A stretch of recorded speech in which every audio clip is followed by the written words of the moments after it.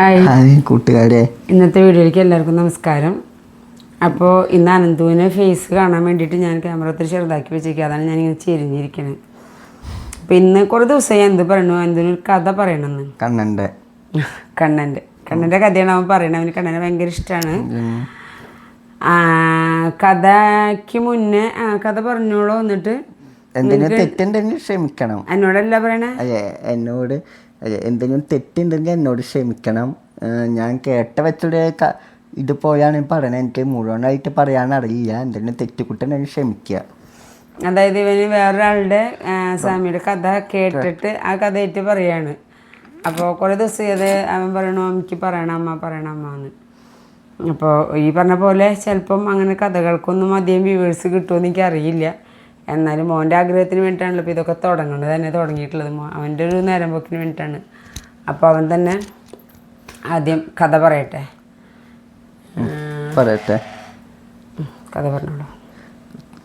അങ്ങോട്ട് നോക്കിയിട്ട് അമ്മേനെ അധികം കാണുന്നതാ. നമ്മുടെ നാട്ടിൽ നടന്ന സംഭവം, തൃശ്ശൂർ നടന്ന സംഭവമാണ്. വില്യമംഗലം സ്വാമിയാർ വഴിയിലൂടെ നടന്നു പോകുമ്പോൾ ഒരു സുന്ദരിയായ ഒരു പെൺകുട്ടിയെ കാണാൻ. ആദ്യം തൃശ്ശൂരാണ് വില്യമംഗലം സ്വാമിയുടെ വീട്. അത് പറയാം. ആദ്യം കൃഷ്ണഭക്തനായ വില്യമംഗലം സ്വാമി തൃശ്ശൂരാണ് താമസിച്ചിരുന്നത്. സാഹചര്യത്തിന്റെ പേര് അത്ര ഓർമ്മയില്ല. പോട്ടെ. തൃശ്ശൂർ ജില്ലയാണ് കൃഷ്ണഭക്തനായ വില്യമംഗലം സ്വാമിയാർ ജീവിച്ചിരുന്നത്. സൗണ്ട് കൂട്ടി. വില്യമംഗലം സ്വാമിയാർ ജീവിച്ചിരുന്നത്.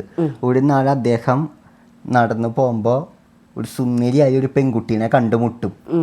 ചിന്താമണി എന്നാണ് അവിടെ പേര്. അപ്പോൾ അദ്ദേഹത്തിന് ആഗ്രഹം ഇവരെ കാണാൻ പോകണം, ഇവരോടൊന്ന് സംസാരിക്കണം എന്നൊക്കെ ഒരു ആഗ്രഹം, ഇഷ്ടം തോന്നി. ആർക്ക്? വില്യമംഗലം സ്വാമിയാരായിട്ടില്ല അന്ന്. അതിന് മുന്നിലുള്ള സംഭവം. അപ്പൊ അദ്ദേഹത്തിന് ഈ പെൺകുട്ടിയുടെ അടുത്ത് എന്തോന്നി? ഇഷ്ടം തോന്നി. അപ്പോൾ ഒരു കർക്കടക മാസം, നല്ല ഇടിവെട്ടും മഴയും പെയ്യണ സമയം, നല്ല മഴയും ഇടിവെട്ടും. ആ മഴ ഒഴുക്കിനെയൊക്കെ അവഗണിച്ച്, ആ കുത്തൊഴുക്കിനൊക്കെ അവഗണിച്ച് ആ പെൺകുട്ടിയുടെ വീട്ടിലെത്താണ് വില്യമംഗലം സ്വാമിയാർ. എന്നിട്ട് കതക് മുട്ടി. അപ്പോൾ കതക് തുറന്ന് ആ പെൺകുട്ടി ചോദിച്ചു, എന്ത് വേണം എന്ന് ചോദിച്ചു. നിന്നെ കാണാൻ വേണ്ടി മാത്രമാണ് ഞാൻ ഇങ്ങോട്ട് വന്നത്. അപ്പോൾ ആ പെൺകുട്ടി എടുത്ത പ്രാവശ്യം പറഞ്ഞു, അങ്ങ് ഈ കാണിച്ച ധൈര്യം, ഈ കാണിച്ച സാഹസം എന്നോട് കാണിക്കേണ്ട പകരം എൻ്റെ ഗുരുവായൂരപ്പനോടാണെങ്കിൽ അങ്ങ് ഇന്ന് എവിടെ എത്തുമായിരുന്നു ചോദിച്ചു. അത് വില്യമംഗലം സ്വാമിയാരുടെ ഹൃദയത്തിൽ ഒരു വൈദ്യുതി കടന്നു പോയ ആയി, ഒരു ഷോക്കേറ്റ പോയായി.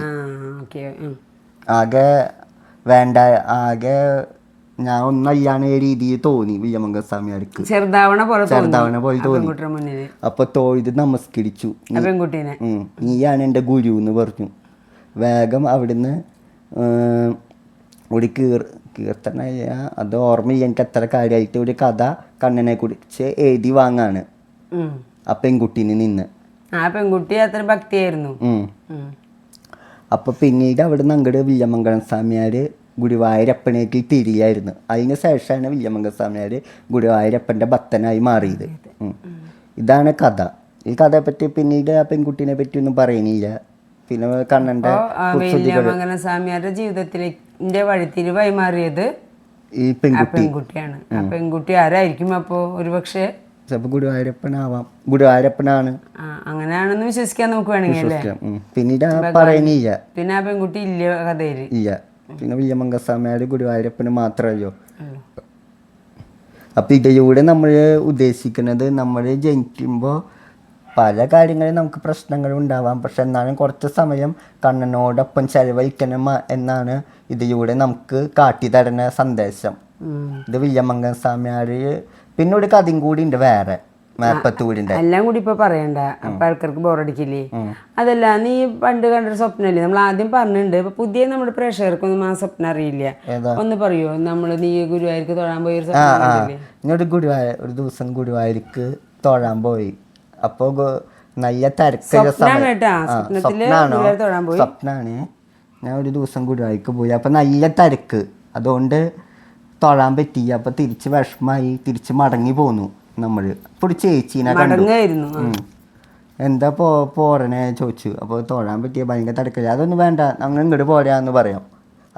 നമ്മൾ ഇങ്ങോട്ട് പോരുക, നമുക്ക് തൊഴാം, അവനെ തൊഴിക്കണ്ടേ, ഇങ്ങോട്ട് പോരെ, അതൊക്കെ ഞാൻ തൊഴിച്ചോളാന്ന് പറഞ്ഞു. അപ്പാണ് ഒരു സുന്ദരനായ ഒരു ചേട്ടൻ വരണേ.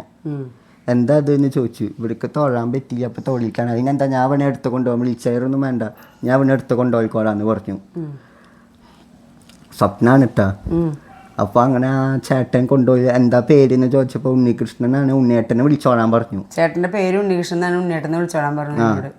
അയ്യ സുന്ദരനായ ഒരു ചേട്ടൻ.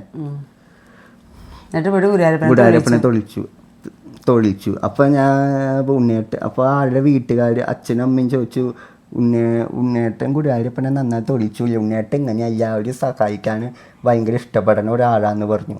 അത് പറഞ്ഞതും കണ്ണ് തുറന്നു. ഇതിപ്പോഴല്ല, കഴിഞ്ഞ ഡിസംബറിൽ കണ്ട സ്വപ്നം കേട്ടോ. അതെ, ഈ സ്വപ്നം ഞങ്ങൾ ആദ്യത്തെ വീഡിയോയിൽ ഞങ്ങൾ ഷെയർ ചെയ്തിട്ടുണ്ട്. അപ്പോൾ എന്താ വെച്ചിട്ടുണ്ടെങ്കിൽ അന്ന് ഇവൻ ഇതേപോലെ ഒരു സ്വപ്നമാണ്. ഞങ്ങൾ പറ്റാവുന്ന മാസങ്ങളിലൊക്കെ ഗുരുവായൂർക്ക് പോകാറുണ്ട്, മോനെ കൊണ്ടുപോകാറുണ്ട്. ഞങ്ങൾ പോകുമ്പോൾ ഒക്കെ അവനെ കൊണ്ടുപോയിട്ട് തൊഴാൻ പോകാറുള്ളൂ. ഞാൻ പോകുമ്പോൾ ഞാനും ചേച്ചിയും കൂടി ഒരുമിച്ച് പോയി തൊഴാറുണ്ട്. അപ്പോൾ ഒരു ദിവസം രാവിലെ ഇട്ടിട്ട് അമ്മ ഇങ്ങനെ ഒരു സ്വപ്നം ഉണ്ടായി എന്ന് പറഞ്ഞു. ഞാൻ പറഞ്ഞത് സാക്ഷാത് ശ്രീ ഗുരുവായൂരപ്പൻ തന്നെയാണ് നിൻ്റെ അടുത്തേക്ക് വന്നത്. കാരണം ആ പേര് വരെ, അല്ലെങ്കിൽ ഇപ്പോൾ അവൻ അങ്ങനെ ഒരു പേര് കേൾക്കണ്ടല്ലോ, ഉണ്ണികൃഷ്ണൻ എന്ന പേര് ഉണ്ണിയേട്ടെന്ന് വിളിച്ചോളാൻ പറയണമെന്നൊന്നും. പക്ഷെ അതൊരു ചേച്ചിയാണ്, പിന്നീട് ആ ചേട്ടനെ വന്നത്. ആദ്യം ഒരു ചേച്ചിയാണ് വന്നതെന്ന് പറഞ്ഞിട്ടുണ്ട്. അപ്പോൾ അങ്ങനെ ആ ഒരു സ്വപ്നം അവൻ കണ്ടിരുന്നു. ഞാൻ ഈ നിമിഷം വരെയും ഇങ്ങനെ ജീവിച്ചു പോകുന്നത്, ഈ നിമിഷം വരെ ഞാനിപ്പോൾ ഇങ്ങനെ ഇരിക്കുന്നത്, ഇപ്പം നിങ്ങളുടെ മുന്നിലായാലും ഇങ്ങനെ ഒരു ശാന്തി സമാധാനത്തോടെ ഇരിക്കുന്നുണ്ടെങ്കിൽ അതിന് കാരണം എൻ്റെ ഭഗവാൻ തന്നെയാണ്. ഞാൻ വിശ്വസിക്കുന്ന എൻ്റെ ഭഗവാൻ തന്നെയാണ്. എൻ്റെ ഗുരുവായ സാക്ഷാത് ശ്രീ ഗുരുവായൂരപ്പനാണ്. ഭഗവാന്റെ ഒരു അനുഗ്രഹം കൊണ്ടാണ് ഞാൻ ഇന്ന് ഈ ഒരു അവസ്ഥയിൽ നിങ്ങളുടെ മുന്നിൽ എനിക്ക് ഇരിക്കാൻ പറ്റുന്നത്. അപ്പോൾ എല്ലാവർക്കും ഈശ്വരൻ്റെ അനുഗ്രഹം ഉണ്ടാവട്ടെ, എല്ലാ നന്മകളും എല്ലാവർക്കും ഉണ്ടാവട്ടെ. അപ്പോൾ ഇന്നത്തെ വീഡിയോ വൈൻഡപ്പ് ചെയ്യാണ്. Okay, bye. അപ്പോൾ എല്ലാവർക്കും കണ്ണൻ്റെ അനുഗ്രഹം ഉണ്ടാകട്ടെ. ശരി.